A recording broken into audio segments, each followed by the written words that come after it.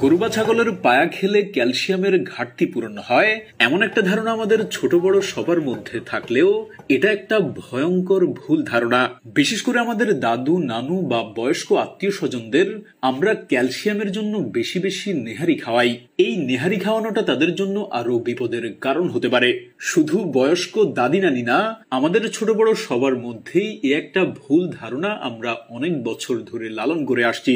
আজকের এই ভিডিওতে পায়া বা নেহারির পেছনের যে আসল বিজ্ঞান সেটা আপনাদেরকে জানাবো।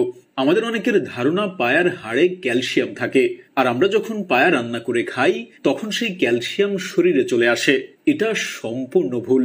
পায়া যেটা আমরা খাই মানে নরম জেলির মতো অংশ, তা মূলত চর্বি। ওই অংশে ক্যালসিয়ামের ছিটে ফোটাও নেই, থাকলে এত সামান্য যে শরীরে ক্যালসিয়ামের ঘাটতি পূরণ করার প্রশ্নই ওঠে না। মূলত হাড়ের যে অংশটা আমরা ফেলে দেই, শক্ত সাদা অংশ, ওটা ক্যালসিয়ামের লবণ দিয়ে তৈরি। আর যে জিনিসটা আমরা নেহারিতে খাই, যেটা গলে গিয়ে নেহারির ঝোলে আসে, সেটা হচ্ছে ম্যারো ফ্যাট, অর্থাৎ হাড়ের মাঝখানের চর্বি। ওতে ক্যালসিয়ামের ছিটে ফোটাও নেই, থাকলেও খুবই অল্প। এতে অন্যান্য নিউট্রিয়েন্ট ভিটামিন আছে, কিন্তু চর্বির তুলনায় তা খুবই নগণ্য। বয়স্কদের শরীর এমনিতেই দুর্বল, তাদের ক্যালসিয়াম দরকার ঠিক, কিন্তু যদি ভুলভাবে শুধু চর্বি খাওয়ানো হয় ক্যালসিয়ামের দোহাই দিয়ে, তাহলে হৃদরোগ, কোলেস্টেরল, উচ্চ রক্তচাপের ঝুঁকি ভয়ঙ্কর ভাবে বেড়ে যায়। এতে তারা আরো দ্রুত জীবনের ঝুঁকির মুখে পড়ে। নেহারি বা পায়া খাওয়া মানেই ক্যালসিয়াম পাওয়া, এই ভুলটা আমাদের সচেতন ভাবে ভাঙতে হবে।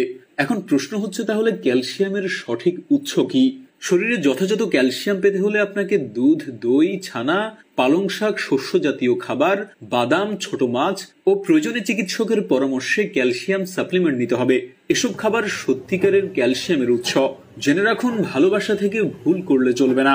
নিজের এবং পরিবারে বয়োজ্যেষ্ঠ মানুষের জন্য পুষ্টিকর খাবার বেছে নিন। নেহারি মাঝে মাঝে খাওয়া যেতে পারে, কিন্তু ক্যালসিয়ামের উৎস মনে করে তা আপনি নিয়মিত খাওয়া কিংবা খাওয়ানো একদমই ঠিক নয়। সতর্ক থাকুন, সুস্থ থাকুন, মিথ্যে ধারণা নয়, খাদ্যে বিজ্ঞানকে প্রাধান্য দিন।